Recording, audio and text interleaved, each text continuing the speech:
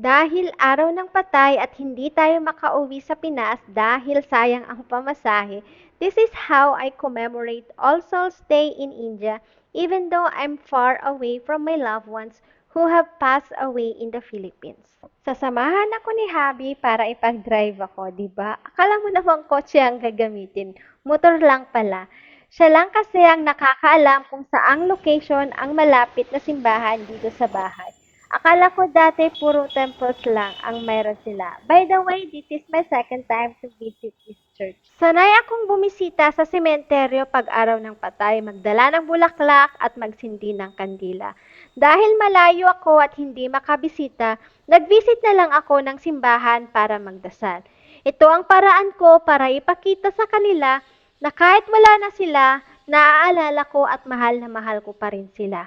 Kasi kahit gaano kalayo ang dasal at pagmamahal hindi mawawala. Pagka-uwi, nagsindi ako ng ilaw dahil hindi uso dito ang kandila. Ito ang itinuro sa akin ni Mother, mantika at cotton balls. Even I'm far from home, my heart is always with them.